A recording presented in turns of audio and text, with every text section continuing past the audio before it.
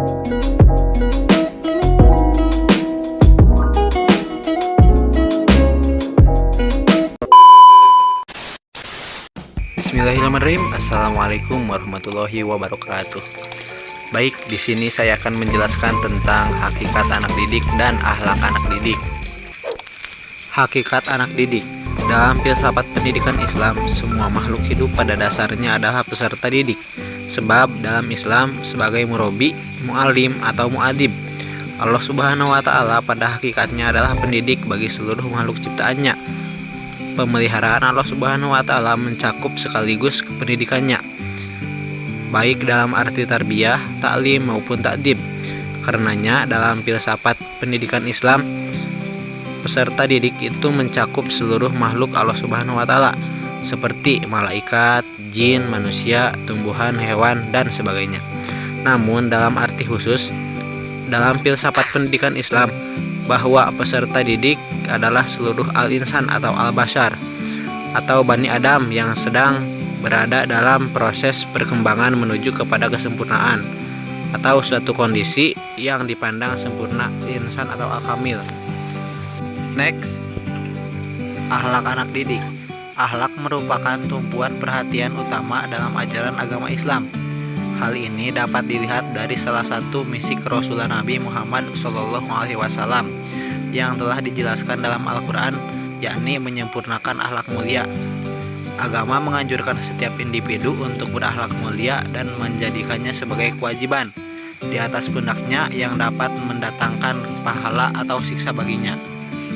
Selanjutnya, akhlak anak didik ketika berada di lingkungan sekolah. Yang pertama, peraturan sekolah. Dengan membiasakan diri mematuhi peraturan-peraturan sekolah berarti melatih diri untuk disiplin dalam mentaati peraturan sekolah. Untuk dapat mematuhi peraturan sekolah tentu saja sangat penting mengetahui dan memahami terlebih dahulu tentang peraturan sekolah.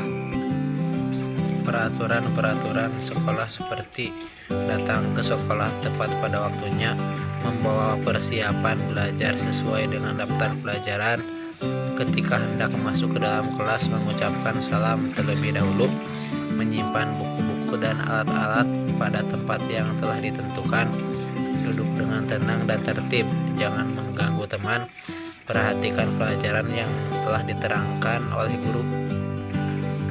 Selanjutnya, adab terhadap guru.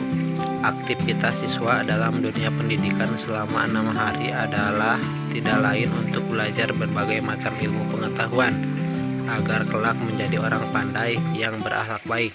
Untuk datang dan berangkat ke sekolah tentu saja ada aturan waktunya, di mana siswa tidak boleh telat dan harus tepat waktu. Sebagai seorang siswa muslim, selain harus mempersiapkan sesuai daftar pelajaran, kebersihan anggota badan dan kerapihannya juga harus dijaga. Menurut Az-Zarnuji, bagi setiap pelajar sebaiknya mempunyai etika terhadap gurunya, karena begitu tinggi penghargaan guru sehingga menerapkan kedudukan guru setingkat di bawah kedudukan Nabi, agar siswa memuliakan guru. Al-Abdari pun menasehatkan pada seorang murid agar jangan mengganggu guru dengan banyaknya pertanyaan. Bila ternyata ia tidak suka dengan demikian, jangan berlari di belakangnya jika di jalan. Dalam terjemahnya, ta'limu ta'alim telah dijelaskan bahwa seorang murid itu harus patuh kepada guru. Az-Zarnuji berkata, sebagian dari kewajiban para murid ialah jangan berjalan di depan guru, jangan duduk di tempat duduk guru, dan jangan berbicara kecuali sesudah meminta izin dari guru. Selanjutnya, akhlak siswa terhadap teman. Akhlak adalah budi pekerti, tingkah laku, dan perbuatan. Siswa adalah anak yang belajar pada sekolah dasar dan sekolah menengah.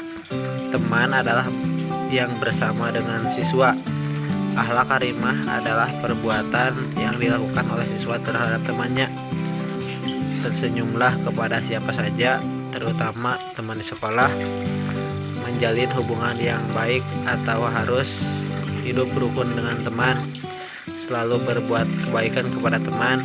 saling bertegur sesama dengan teman dimanapun saat berjumpa, lebih-lebih saat di sekolah, membantu dan menyayangi teman dan saling memberi maaf,